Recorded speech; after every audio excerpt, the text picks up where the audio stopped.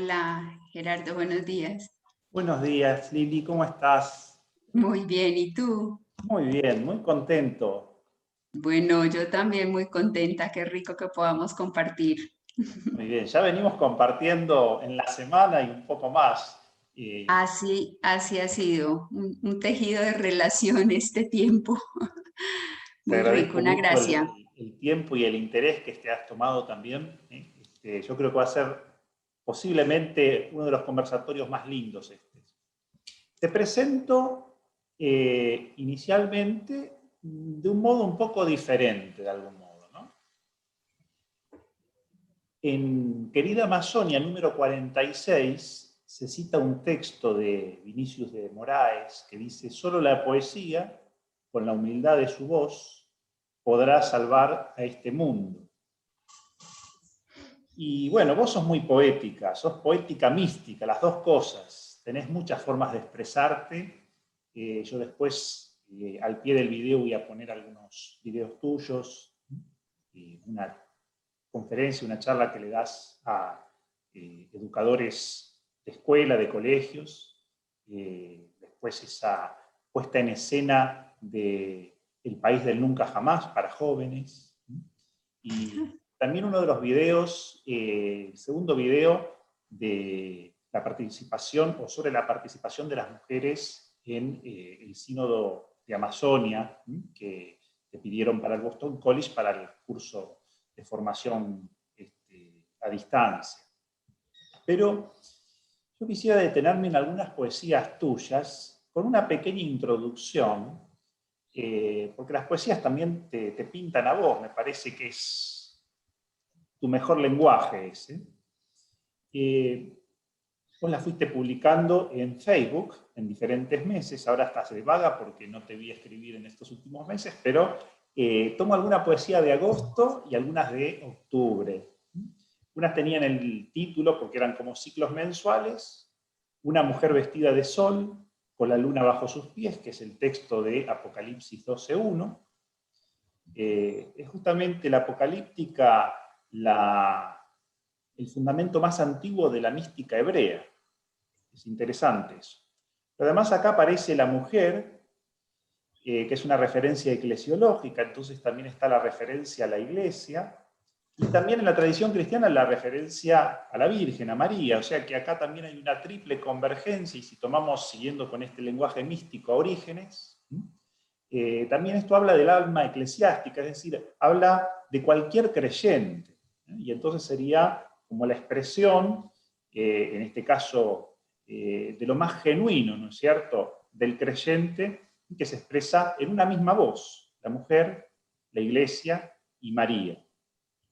Y no sé por qué me venía a la mente en estos días la imagen de la Virgen de Guadalupe, tal vez porque, bueno, vos sos colombiana, yo soy argentino, entonces como que el paraguas común, el contexto común, la casa común de algún modo, latinoamericana, viene patrocinado por María de Guadalupe. Digo también de paso que vos pertenecés a la Orden de la Compañía de María, Nuestra Señora, que sos la provincial de la provincia del Pacífico, que abarca los países de Perú, Colombia y Estados Unidos, y que sos también presidenta de la CLARO, la Conferencia Latinoamericana de Religiosos y Religiosas América Latina y el Caribe. O sea que todo esto hace de algún modo que tenga más sentido esto que estoy diciendo, un poco también de esta impostación como más latinoamericana, ¿no? Y vos me decías tres palabras, me decías que te definirías con tres palabras, que son la palabra mujer, hermana y discípula. Y yo elegí una de tus poesías para cada una de estas palabras, pero no de forma exclusiva, sino como que se van retomando de algún modo. Vos después me tenés que decir algo, porque parte de la consigna era que dijeras algo, si estás de acuerdo, si no estás de acuerdo, si le añadirías algo a la presentación, ¿cierto? Tomo la primera entonces, para la palabra mujer, una poesía tuya que es Anunciación. Curiosamente, las últimas poesías son las mejores, a mi modo de ver, a mi humilde modo de ver. Y también tus conferencias, las últimas, es como que se va soltando ahí un espíritu nuevo, una gracia nueva, un espíritu, la Ruaj actúa de un modo mucho más luminoso, me parece. Vos lo titulás esta anunciación.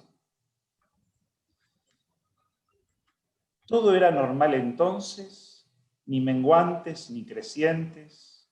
Era sencilla la vida y el pozo hondo y suficiente. La rutina me envolvía, minimizaba el deseo. Las normas y las costumbres justificaban mis miedos. Pero apareciste tú, entre el susurro y el viento, en la vida cotidiana, en los ojos más pequeños, en las caricias fraternas, en los versos y en los cuentos, en las historias añejas, en los montes y el recuerdo. Pero apareciste tú, fecundaste mis entrañas y aprendí a mirar al cielo. Todo era normal entonces, pero apareciste tú. Voy a la segunda. La segunda es la que tiene que ver más bien con hermana, mujer hermana. Esta y la siguiente vienen en el ciclo de Tiempo de la Creación, que es justamente las últimas poesías que escribiste.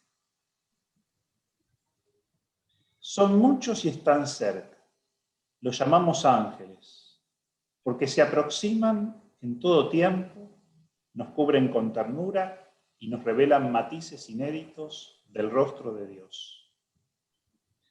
Unos curan, otros abrazan, algunos enseñan o construyen, todos siembran. Los hay expertos en escucha, aptos para el amor, dispuestos a la palabra y el encuentro, sencillamente amigos. Están creando, recreando, amando. Están por todas partes, están. Son muchos y están cerca, están por todas partes, están. Y vamos a la tercera palabra, discípula. Mujer, hermana, discípula. Y esta es la que más me gustó de todas. Creo que resume todo. Hagamos una alianza. Quédate en todo, en todos, siempre. Y yo, mientras tanto, no dejaré de mirarte. Una sencilla alianza, casi un juego de niños. Tú persistentemente presente y yo plena de humanidad contigo. Una alianza, vestida de colores, capaz de abrigar mi intemperie, en todo tiempo una alianza que sorprenda, alegre y recree. Hagamos una alianza, no dejaré de mirarte. Estas tres poesías entonces que anudan mujer, iglesia y María en el continente, hablan con una sola voz, que es la tuya. Gerardo, muchas gracias. Muy linda esa manera de recoger. Pues a ver, yo lo que experimento es realmente que me sitúo en condición de eso, que siento que es lo que soy, mujer, hermana y discípula. Y creo que hay un hilo conductor en todos esos poemas que tú elegiste, y el hilo conductor es la experiencia de ser criatura, es la experiencia de la fragilidad y la vulnerabilidad personal y la experiencia de saberme mirada y de saberme amada, ¿cierto? Y en ese sentido, cuando tú me decías que pensara pues también en algo que pudiera así complementar lo que tú fueras a hacer de presentación, yo lo que sentí es que independiente de esas cosas que también tú dices, de ser la provincial de no sé qué, o de prestar un servicio a la Clara en este momento de mi vida, o de tantas cosas que se suceden en 50 años de historia, yo siento que yo he sido una mujer también abrazada por la noche, por la crisis, visitada por la crisis. Y pues quiero como a modo de presentación, y porque siento que en este espacio que tú tejes con las personas que invitas, pues se genera como un espacio de humanidad. Yo quiero contar también a modo de presentación que he sido una persona con un cuerpo frágil, enfermo, desde muy chiquita, o sea, una situación de salud por mis defensas que nunca me ha limitado pues para vivir ni para vivir plenamente. Sin embargo, en el 2013, mientras era pues misionera en Perú, vivía y trabajaba en Perú, en el momento así como que uno puede decir más pleno de la existencia, me visitó la tuberculosis y me generó un problema de glóbulos blancos muy, muy fuerte. Creo que esa ha sido la experiencia más significativa de mi existencia, la experiencia que me puso como de cara a la muerte, pero también de cara a la vida, la experiencia que me ha hecho más apta para reconocer dónde está lo relativo, pero también lo fundamental. Y en esa noche prolongada, que cronológicamente duró como pues un poco más de un año, yo tuve la oportunidad de estar como muy unida a María, pues por eso me gusta ese trinomio que creaste a partir pues como del acercamiento a los poemas, que yo realmente no los hago como poemas, sino como mis oraciones en las noches. Entonces estuve contemplando mucho a María y esa relación con ella se convirtió en palabra, en poesía. Y yo por eso quería comenzar mi presentación con una poesía que no es de las últimas, que tal vez es de las primeras y que surgió precisamente en esa noche prolongada del 2013. Entonces quiero comenzar con ese poema, este espacio de conversación. En una noche larga de dudas y murmullos, tú acogiste la vida. En una noche fría, aprisa y sin amigos, tú serviste a la vida.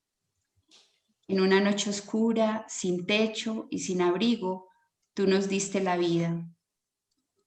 A mi tierra ha llegado sin avisar la noche.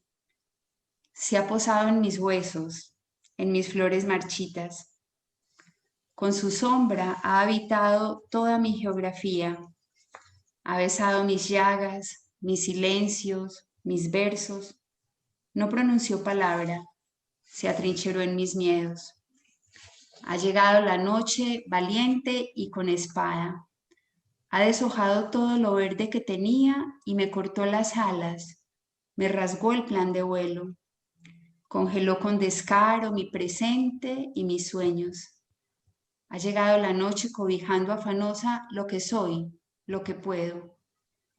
Ha llegado la noche y olvidé en un recodo mi perfil de Quijote. Mi trébol de 4 hojas se escapó con el día y ya no me visitan los caballos de mar.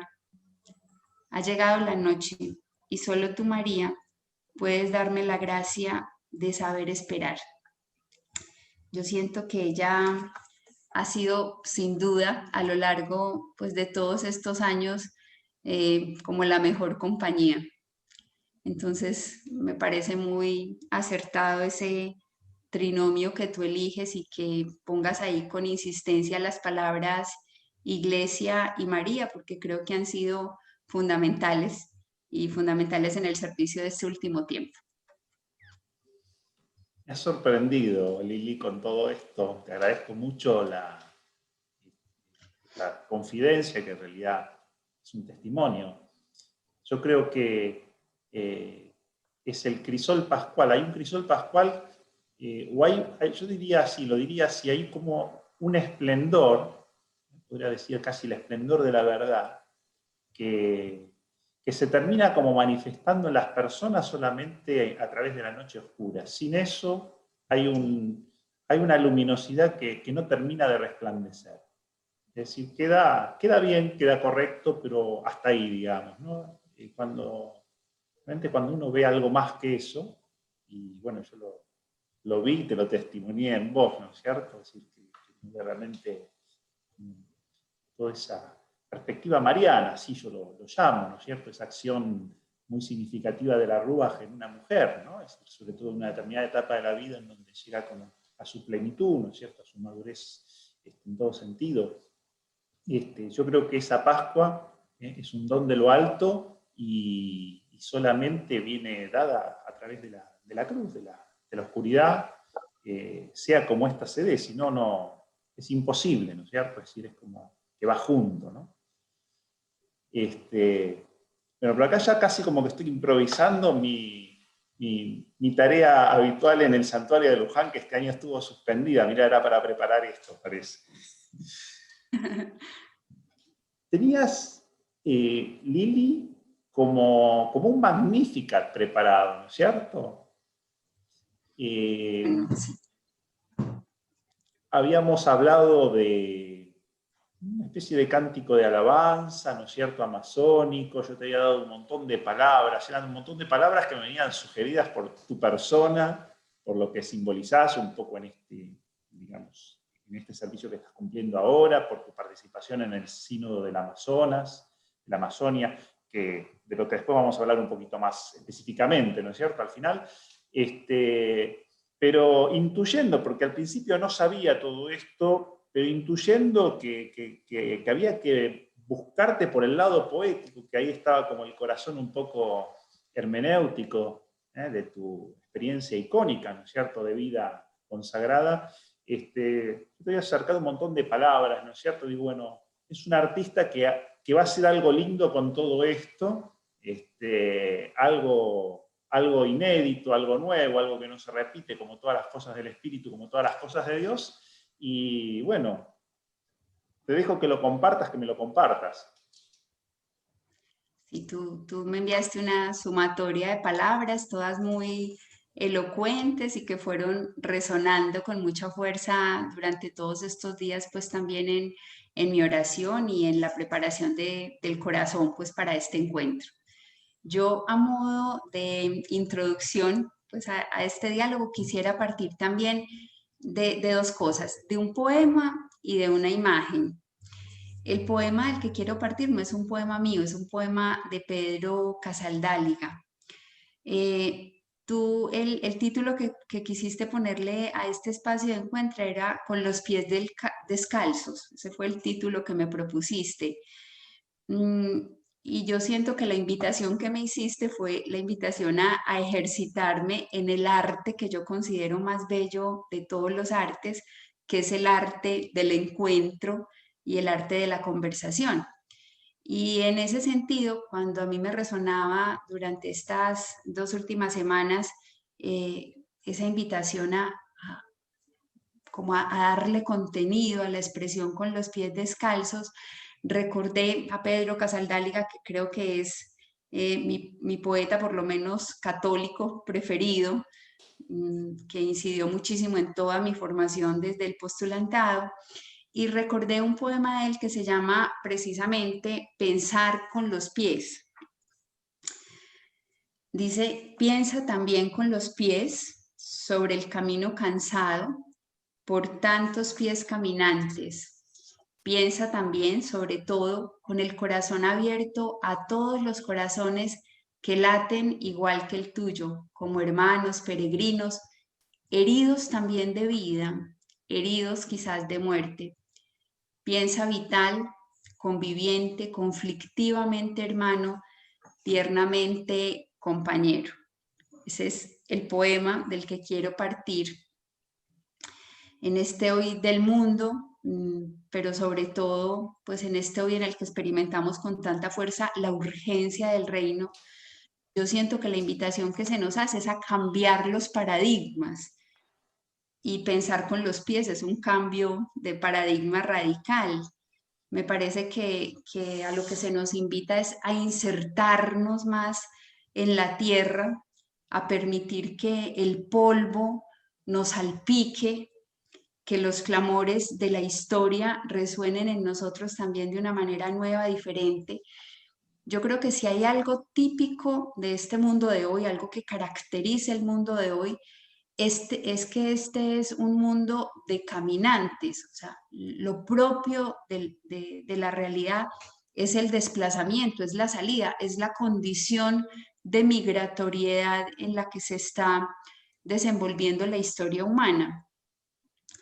Y en estos días pensando también en este encuentro, entonces recordé una imagen que creo que ha sido la imagen más definitiva en mi existencia, porque fue la imagen a través de la cual yo experimenté el llamado de Dios a seguirlo. Recordé entonces los pies que más me han impactado en la vida. Se trata de los pies de un hombre, se llamaba Don Antonio, un anciano, un campesino de más de 80 años que conocí cuando yo tenía 15 años en una vereda que se llamaba San Joaquín, en un pueblito chiquitico de acá de Antioquia que se llama Cristales. Don Antonio nunca había usado zapatos, entonces los pies de Don Antonio eran grandes y estaban como revestidos de una coraza, que era una coraza de tierra, pero yo siento que era una coraza también de vida y de experiencias.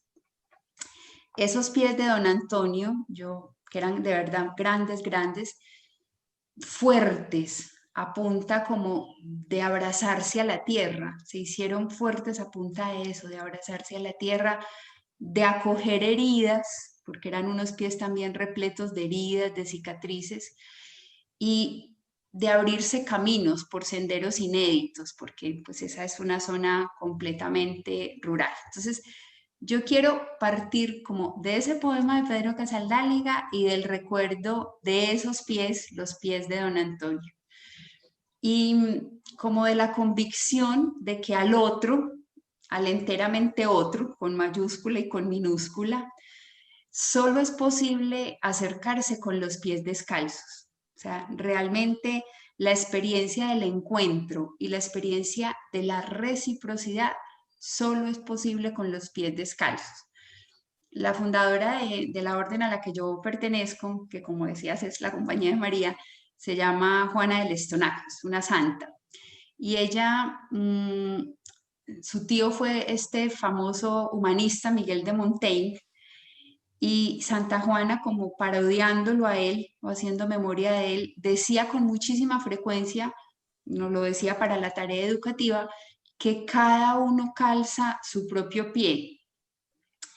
A mí me parece muy significativo como reconocer que no existe un pie igual al otro. O sea, si traemos aquí como imágenes de pie, no existe ninguno igual al otro, todos son distintos, maravillosamente distintos, pero además casi como que los pies se constituyen en una marca de identidad. Yo recuerdo que en Colombia, no sé si en Argentina o en otros países lo hacían también, pero en Colombia hace unos años, al momento de registrar las partidas de nacimiento de los bebés después de su nacimiento, les ponían a los bebés un poco de tinta en la plantica del pie y luego ponían esa huellita del bebé en una hoja de papel o de cartulina. Era como una marca de identidad, como una carta de presentación que evidenciaba entonces que ese ser humano era único y diferente. En la Amazonía, en los campos y también en las calles de nuestros países, mucha gente sigue caminando a pie descalzo. Y yo personalmente cuando los contemplo, experimento que el contacto con la tierra a ellos los hace más humanos. Y creo que a todos el contacto con la tierra nos hace también más aptos para conectarnos, nos hace más aptos para percibir. Y esto que estoy diciendo es solo una metáfora de lo que existencialmente significa caminar a pie descalzo, incluso cuando tenemos zapatos, porque incluso teniendo los pies vestidos es posible tener esa actitud existencial que nos supone estar despojados y caminar a pies descalzo. Yo siento que este año las consecuencias de esta pandemia nos han puesto a todos frente a la experiencia de nuestra fragilidad. Hemos crecido todos en conciencia de nuestra vulnerabilidad. Siempre ha estado ahí, pero el ritmo de la vida, de las agendas, los imaginarios que nos creamos, nos hacen a veces olvidar realmente quiénes somos. Pero este año, precisamente esta coyuntura tan dolorosa en nuestro mundo, ha venido a recordarnos quiénes somos, y yo siento que ha venido también a revelarnos un hecho evidente. Y ese hecho evidente es que solos no podemos, que necesitamos de los demás para existir. A mí me parece que abrazar la fragilidad, y por eso pues quise partir de esa experiencia personal, supone ubicarnos en nuestro lugar de criaturas, pero supone también que podamos abrazar lo humano y comprender existencialmente, y comprender existencialmente es también comprender en la piel y en ocasiones salpicados por el dolor, que todo, absolutamente todo es relativo. Y yo muchas veces me pregunto, bueno, pero si todo es relativo, entonces, ¿dónde habita lo fundamental?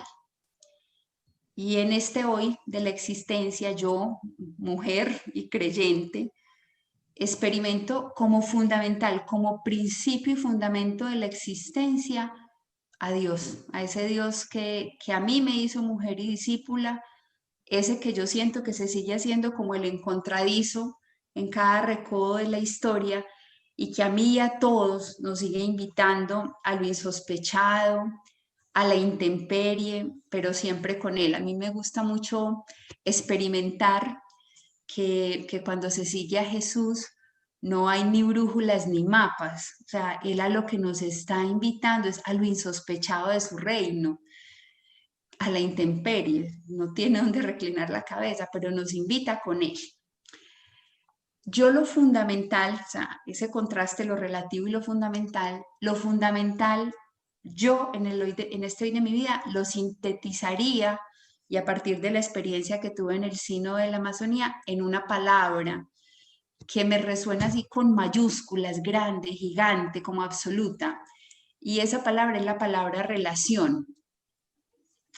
Cuando uno se acerca al diccionario, el diccionario dice que relación es correspondencia, que relación es vínculo. Yo, junto a un grupo de hombres y mujeres con los que he caminado este último tramo de mi existencia, y he caminado a ritmo amazónico, que es distinto, yo con ellos he aprendido que relación es un tejido multiforme, es un tejido variopinto, poblado de sonidos, de olores, de miradas, de caricias. He aprendido que relación es contacto, pero que también es permanencia. Por eso en la Amazonía se habla ahora de que no basta la pastoral de la visita, ¿cierto? Entonces también he aprendido que relación es permanencia, que relación es memoria. De algún modo, como la relación es la sinfonía de lo gratuito, de espacios como estos, y que en ella, en la relación, se consolida lo que realmente es eterno. Es esa sumatoria de encuentros que van configurando nuestra identidad, nuestra existencia, que le van dando sentido a la vida. Y en ese sentido, la relación supone ser, pero la relación también supone estar. Y no es posible la relación sin identidad. Y requiere fundamentalmente reverencia ante la diversidad. Lo fundamental es la relación. Somos definitivamente relación. Todo nuestro cuerpo está relacionado, cada órgano está relacionado uno con otro, todos están conectados, vinculados para una única misión, y esa única misión es pues poder favorecer la vida. Cuando se rompe la relación, todos experimentamos que llega en el cuerpo el desequilibrio, la enfermedad, nos visita el caos. Pero lo que nos une también a los demás cuando salimos de nosotros mismos, lo que nos une también a los demás es la relación. Eso es lo que permanece. Pues por eso, de alguna manera, ahora en estos tiempos de COVID, todos experimentamos con mucha fuerza que extrañamos los abrazos, los encuentros, las tertulias en torno a un mate, a un café, porque sentimos que solo así sencillamente, desgranando la vida, se va configurando el ser. Hemos tenido este tiempo toda la experiencia de cómo nos ha dolido, por ejemplo, no poder despedirnos de tantas personas a las que amábamos o acompañar pues, nosotros en nuestra misión de consagrados a tanta gente que durante estos meses pues, se ha enfrentado a la experiencia de la enfermedad, de la muerte de los que ama y no ha habido lugar ni siquiera para una despedida. Entonces, la relación nos configura. Eso en la relación con nuestro cuerpo, con los otros, pero también con la tierra. Lo que nos une a la tierra son los pies, pero nos une a la tierra solo si estamos descalzos. Si no estamos descalzos, no está esa experiencia fundamental de unidad. La relación con la tierra solo es posible desde una radical reverencia. A mí en el marco del Sínodo de la Amazonía me resonó insistentemente un estribillo, el estribillo de una canción que no paraban de cantar quienes hacían parte de la casa común. Estábamos las personas que estábamos en el sínodo, pero ahí en la iglesia de la Transpontina estaba un grupo de religiosos, de laicos, de indígenas que hacían parte de un proyecto maravilloso que se llamó la Casa Común. Y ellos todo el tiempo, todos los días, no paraban de cantar un estribillito que decía: todo está interligado en esta casa común, todo está interligado en esta casa común. Yo creo que hablar hoy de ecología integral supone esa conciencia, la conciencia de que todo está interconectado, y eso nos conduce a poder asumirnos entonces como seres en relación. Y eso supone que purifiquemos la relación entre nosotros y que purifiquemos también la relación con la tierra.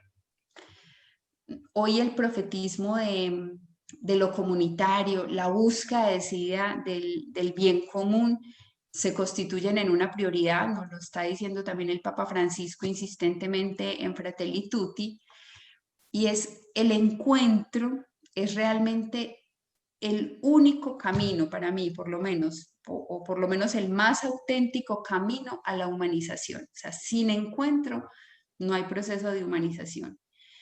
Y transformarnos, por tanto, en expertos en encuentro, me parece que significará optar por una ecología integral que pueda configurar el ser, también el rostro de la sociedad y de la iglesia. De lo que se trata entonces es de poder gestar relaciones, la relación, que sean relaciones de cuidado, equitativas, justas, relaciones que dignifiquen, que levanten también al otro. Creo que estamos invitados todos a poder reconocer con los pies descalzos la sacralidad de todo lo creado. Y eso nos va a exigir a nosotros, como le exigió a Moisés, descalzarnos, con la conciencia de que el lugar que pisamos es sagrado. Y eso nos va a llevar entonces a entretejer relaciones de cuidado en las que se pueda privilegiar la conciencia de que estamos conectados. Y entonces la consecuencia será que nos empeñemos todos en la defensa de la dignidad humana, del bien común, que podamos promover esa cultura del encuentro a la que nos está invitando la iglesia hoy, pero también una cultura del buen trato, que desde ese estilo relacional de Jesús, que es un estilo siempre nuevo, podamos darle primacía a lo humano. Los pies descalzos lo que nos permiten es posarnos con bondad sobre todo lo creado y nos conducen a vivir y a actuar en contexto, arraigados, conscientes del entorno. Nos hacen de alguna manera como más aptos para la pedagogía también del encuentro con la diferencia, con cada cultura, con cada realidad humana. Los pies descalzos nos hacen más sensibles y cuando uno es por alguna razón más sensible, por alguna razón uno ha tenido experiencias que le marcan la existencia, se convierte también en alguien más capaz de misericordia.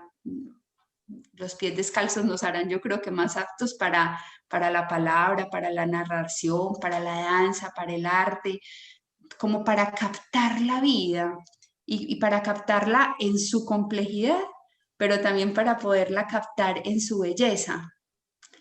Los pies descalzos lo que nos permiten es interactuar en condición de hermanos y nos conducen a que podamos privilegiar la ternura en las relaciones. Siento que nos lanzan a caminar con conciencia. Cuando uno camina con conciencia, lo hace con suavidad para no atropellar nada que sea germinal, para no atropellar o acabar con nada que sea vital, con los pies descalzos siempre frente al otro, frente a los otros, frente a la naturaleza. Es necesario abrir los ojos y convertirnos como en guardianes del planeta, en guardianes de esta casa común. Creo que con los pies descalzos nos hacemos también más contemplativos, porque sentir nos hace más receptivos a la vida. De alguna manera se cultiva mejor así la interioridad y nos acercamos más al misterio, que es la única posibilidad de poder potenciar el ser. En este hoy del mundo y de la iglesia, todos nosotros estamos siendo convidados a caminar con los pies descalzos, en compañía con otros y a hacerlo sinodalmente. Y eso nos va a suponer acercarnos, aproximarnos a la alteridad, conscientes de que lo que acontece en nuestro entorno nos transforma. Por eso yo creo que este último año todos hemos estado diciendo es que algo nuevo están haciendo, es que algo nuevo se está suscitando en nosotros, lo que acontece nos transforma. Y yo creo que conscientes también de que la esencia, la verdad, la lógica del otro cuestiona siempre nuestro ser y nos pone en dinámica de esto, de diálogo, de complementariedad, de encuentro, en dinámica de relación. Levinas decía que el rostro es lo que no se puede matar, o al menos eso cuyo sentido consiste, decía él, en decir no matarás, ¿cierto? El otro con el que camino se constituye en un espejo que revela lo que podríamos llamar humanidad. Entonces, esa experiencia de también situarme frente al otro descalza, con la conciencia de que él es tierra sagrada, de que ella es tierra sagrada, y que lo que me corresponde en esa relación cuando lo contemplo es favorecer y privilegiar también para él la vida. En ese sentido, yo siento que caminar es una experiencia mística que nos expone a la vida. Caminar nos expone a la vida, nos acerca al otro, pero también nos evidencia las heridas y nos lanza a que podamos como abrazar indeclinablemente lo humano. Yo como desde octubre del año pasado vengo leyendo la obra de José Tolentino Mendoza, la he disfrutado así como una cosa maravillosa, es un manjar maravilloso, ha sido como un oasis. Y me ha gustado mucho una definición que él tiene de mística, ¿cierto? De lo que es la mística. Él dice que la mística, dice que la mística no es un estado de impermeabilidad, sino su opuesto. Y mira cómo dice hermoso, es una radical porosidad a la vida, un ritmo, una penalidad, una exhalación, una voz, una piel, una luz y una sombra, una presencia, un latido del corazón, una corona de espinas, una alegría errante. Es la llamada a un encuentro vivo de amor. Creo que la iglesia del continente, por distintas circunstancias, se va despojando de sus zapatos. O sea, Creo que la iglesia viene de abrazarse también en su vulnerabilidad, en su pecado, que vamos saliendo de clericalismos, de estructuras anquilosadas, que las circunstancias nos han situado en el lugar de la humildad y que de alguna manera así la iglesia como despojada de zapatos, descalza, más vulnerable, también se va haciendo más apta para la mística, la misión y la profecía. Y eso mismo tendría yo para decir de la vida consagrada, de la vida religiosa. O sea, mística, misión y profecía se constituyen como en los configuradores de esa identidad, de eso que estamos llamados a vivir y que solo podemos vivir con los pies descalzos, abrazando nuestra humanidad y dispuestos también a permitir eso, la porosidad de la vida, que nos llegue, que nos toque la existencia, la realidad, los otros, el grito del planeta.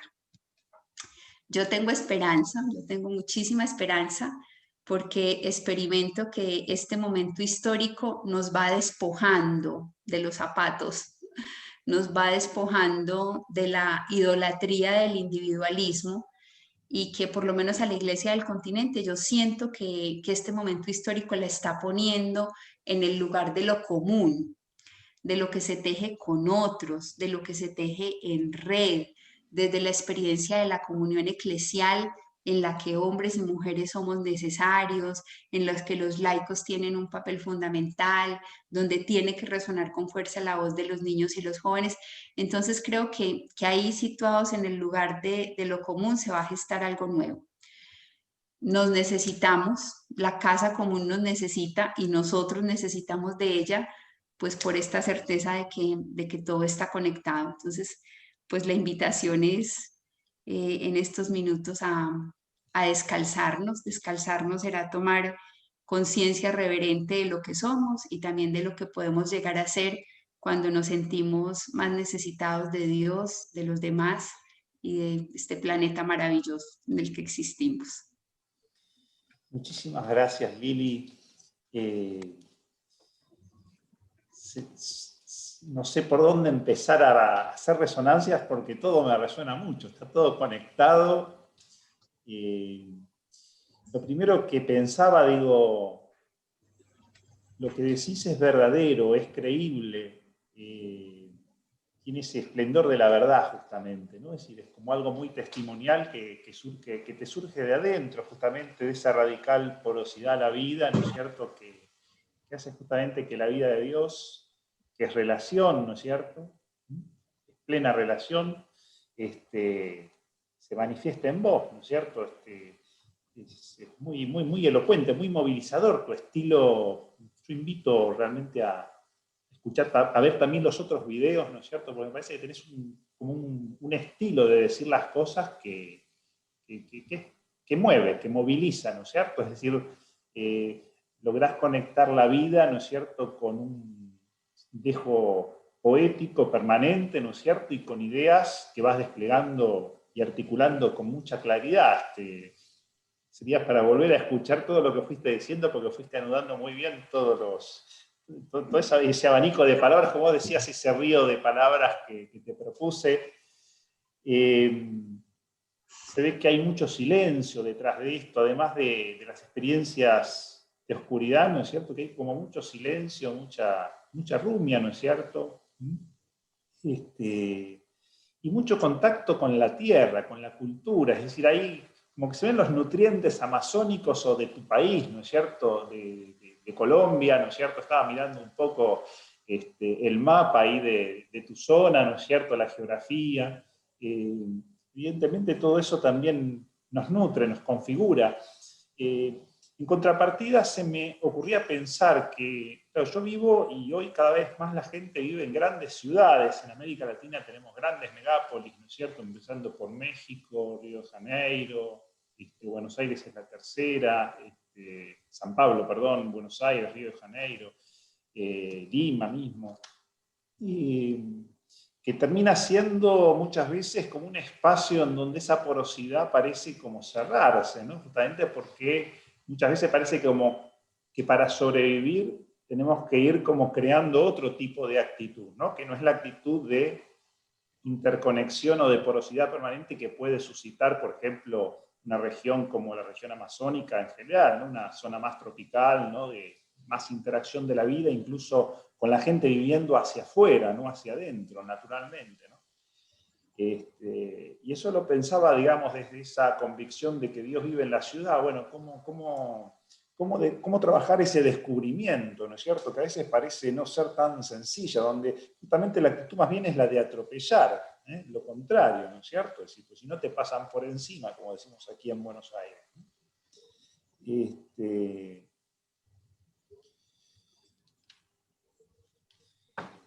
Me gustó también muchísimo toda esa dimensión icónica en donde de algún modo lo interno interactúa con lo exterior, ¿no? Hay como una especie de ida y vuelta permanente. La espiritualidad, la mística hace eso, ¿no? Es decir, que no haya un adentro y un afuera, sino que permanentemente uno juegue, lo de adentro se transforma, pero también transforma lo de afuera, y lo de afuera de algún modo también tiene eco en lo de adentro, ¿no? Me parece que esto es muy, muy interesante, porque además creo que esa riqueza que tenés, así que manifestás cuando te expresás, justamente se da porque se conectan ese mundo interior y ese mundo exterior, ¿no es cierto?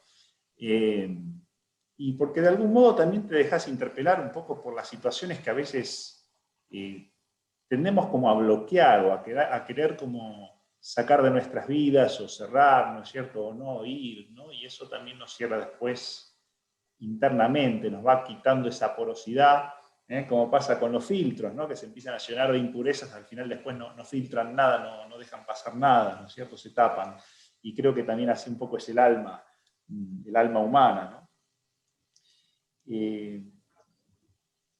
Bueno, esas son algunas cosas. Por ejemplo, otra cosa que vos decías, el tema de la misericordia, de la sinodalidad, que es esa porosidad justamente humana, ¿no? Parece que justamente en la medida que también hemos vivido en carne propia algunas cosas, como que tenemos más sensibilidad, ¿no es cierto?, para poder acompañar o sintonizar o empatizar con situaciones análogas que viven otros, desde esa misma... ponernos en el pellejo del otro, ¿no es cierto? Es decir, como que es más fácil la empatía, ¿no? Si no es más difícil, ¿no? Si no se vivió algo es como que se mira de la vereda de enfrente. Bueno, estos son mis ecos, Lili. Yo te había dicho, te había pedido, o te dije que te iba a preguntar algo sobre, o alguna anécdota, ¿no es cierto?, sobre tu participación en el Sínodo del Amazonas, de la Amazonia, si querías compartir alguna anécdota, y también de estos años acompañando la vida religiosa del continente, ¿no es cierto? El lema era...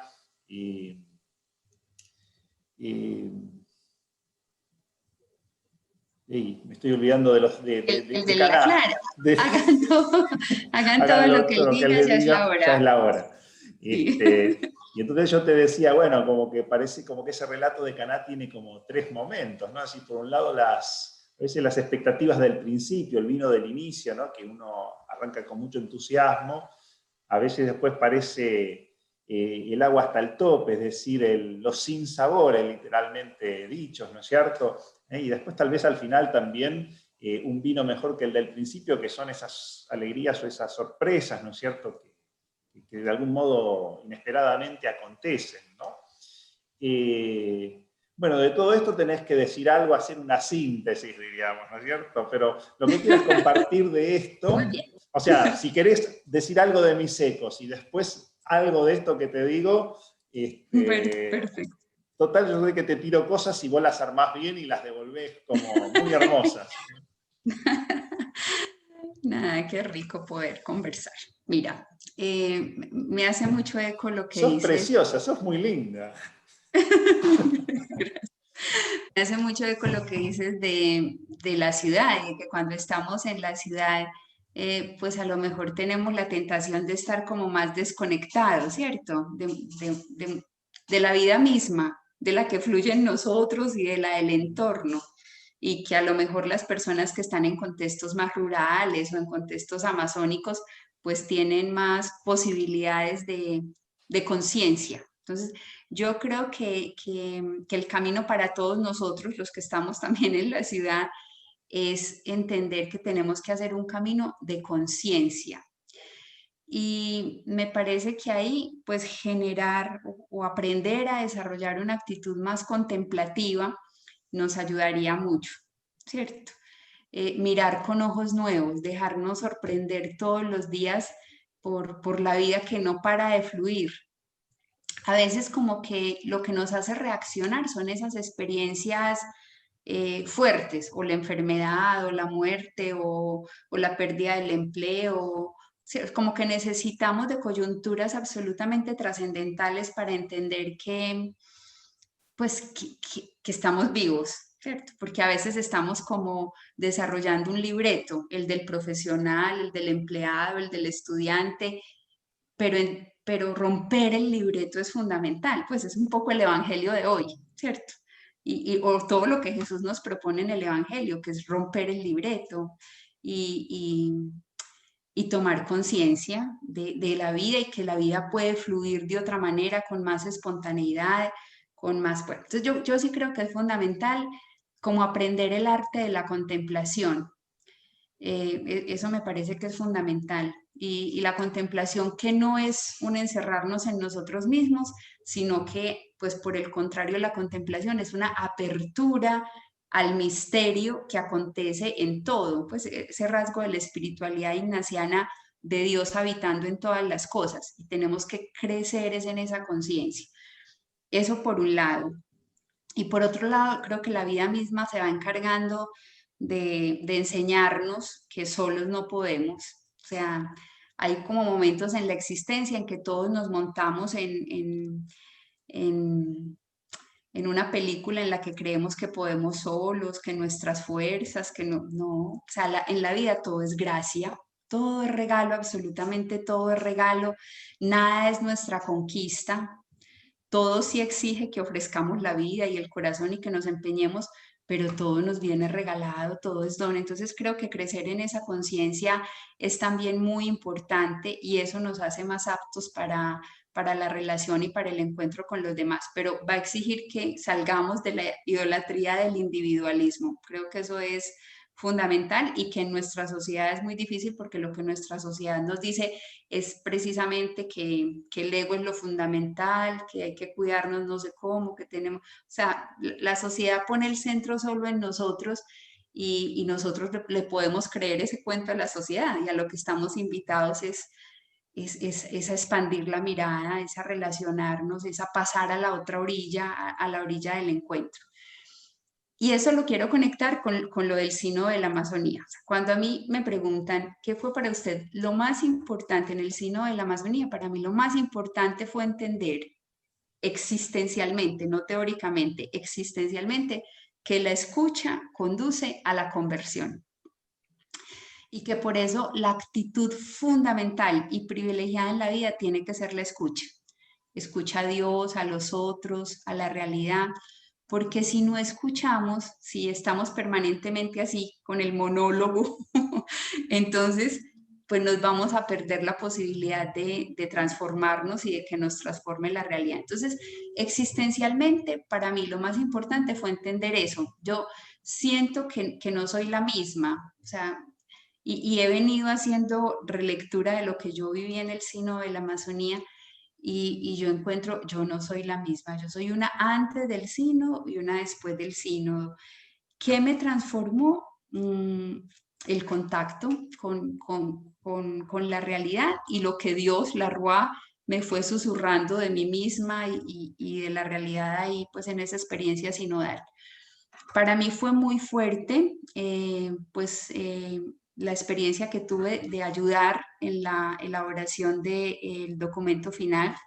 Yo estuve en el equipo, pues, de 5 personas que tenían como esa misión de recoger y entretejer todo lo que fue fruto de la construcción colectiva, porque ese documento es hermoso, es fruto de la acción del espíritu y de la construcción colectiva. pero estar en ese proceso, estar acompañando ese proceso a las personas día y noche, porque eso es un ejercicio de día y noche, yo siento que a mí Dios ahí me hizo, ¿cierto? Me hizo primero más consciente de lo que soy, de mi misión como mujer en la iglesia. Eso se reveló con mucha fuerza en un ambiente fundamentalmente masculino.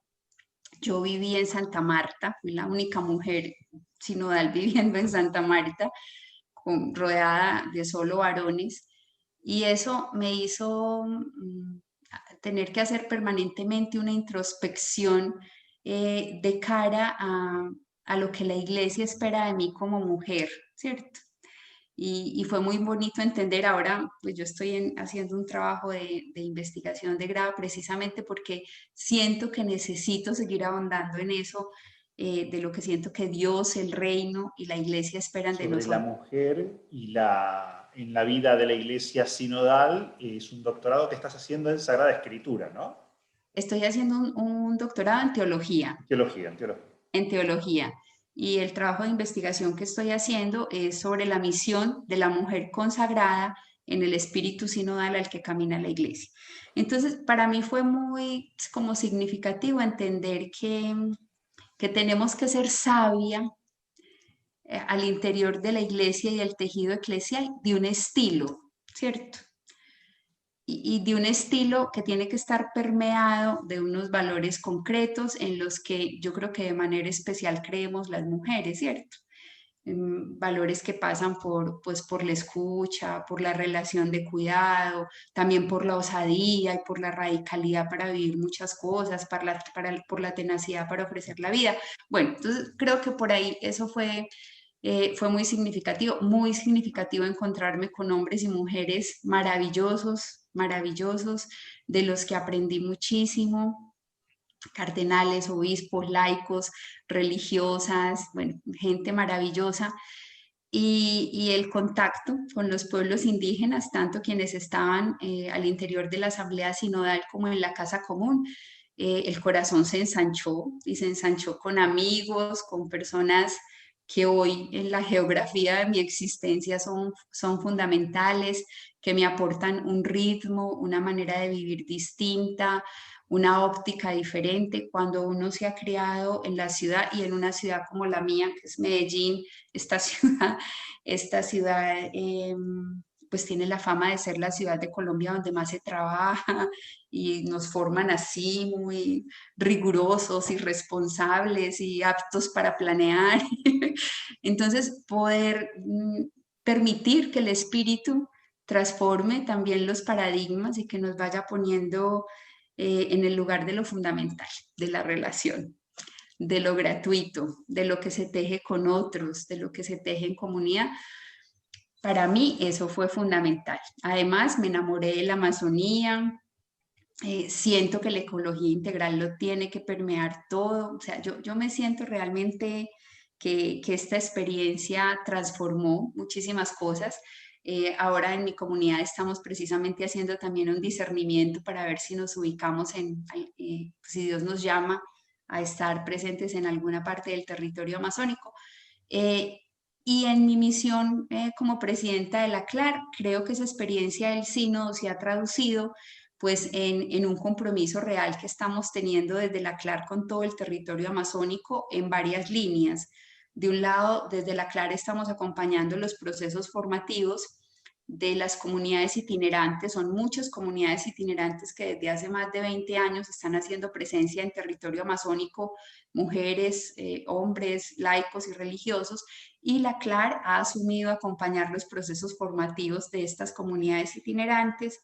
También estamos con el compromiso de acompañar y motivar mucho los discernimientos que algunas congregaciones puedan hacer para ir en condición de misioneros a ese territorio. La vida religiosa del continente pues siempre ha tenido claro que nuestro rostro es mística, misión y profecía, pero creo que hemos, bueno, fortalecido siempre mucho la dimensión mística, que la dimensión profética gracias pues, a las conferencias del Episcopado Latinoamericano, al compromiso y el testimonio de tantos hombres y mujeres que han dado la vida como consagrados aquí también es algo que tiene claro y que caracteriza la vida consagrada de América Latina, el profetismo, pero que por distintas razones la misión eh, ha quedado como cenicienta, ¿cierto? Y lo hemos justificado en muchas cosas, lo hemos justificado diciendo es que ahora somos más pocos, es que no hay vocaciones, es que estamos más viejos, es que hay muchas estructuras por cuidar, pero yo creo que lo que el Señor hoy nos pide de manera nueva a todos es que nos abramos camino por los territorios de misión, bien sea territorios geográficos o existenciales, pero que realmente podamos estar en esas periferias donde se hace más creíble y también más válido pues el compromiso de la vida consagrada. Entonces, creo que el sínodo nos está movilizando a todos a eso, nos está movilizando a la escucha, a tejer con otros, a sabernos y vivirnos en relación, a seguir reconociendo la sacralidad de todo lo creado y a hacer redes. Creo que este momento de la Iglesia del continente es muy importante, el proceso de renovación en el que está el CELAN, la creación de la SEAMA. Ahorita el domingo nos van a convidar a todos a la asamblea eclesial, primera asamblea eclesial que va a haber en el continente, que va a ser en México en noviembre de este año. Entonces yo creo que estamos en un momento eclesial en el que se están moviendo muchas cosas, pero las cosas no se están moviendo desde protagonismos aislados, sino que se están moviendo desde la experiencia de que tenemos que ser en red, ser eclesialmente, y que eso, pues lejos de todo clericalismo, se construye sinodalmente. Y creo que es una gracia.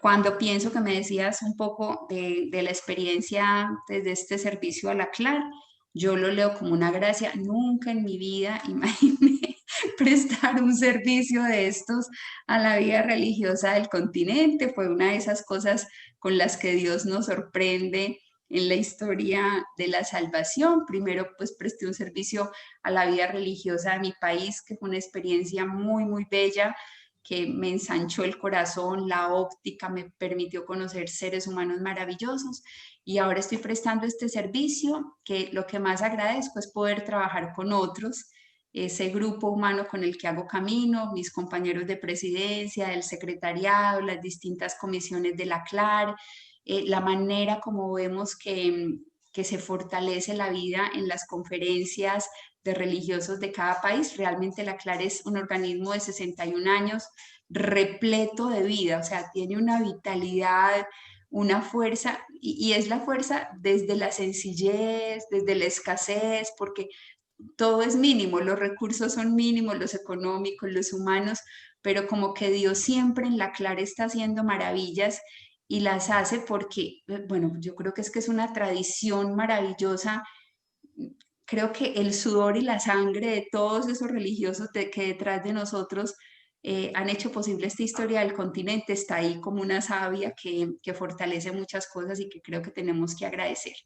Hay muchos desafíos, son inmensos los desafíos porque la realidad de este continente es muy dura, o sea, todo el tema de la corrupción, de la migración, de la pobreza creciente, de la manera como se vulneran los derechos de las mujeres, de los niños, o sea, hay montones de desafíos, pero hay respuestas audaces y respuestas que están surgiendo comunitariamente con otros, fruto de la búsqueda, de la oración, del discernimiento, y yo creo que eso nos tiene que dar muchísima esperanza a todos.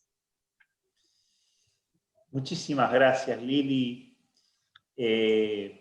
Un abrazo inmenso y que el Espíritu Santo te cuide, porque es el que mejor te cuida, digamos, ¿no? Toda esta vida, ¿no es cierto? Toda esta riqueza humana, ¿no es cierto? Todos estos proyectos, todos estos vínculos, estas redes, todo este discernimiento, ¿no es cierto? Y todo lo que también simbolizás un poco en el contexto de este diálogo, ¿no es cierto? Que ya conversamos antes, que realmente el Señor lo bendiga en vos, ¿no es cierto? Que siga dando fruto.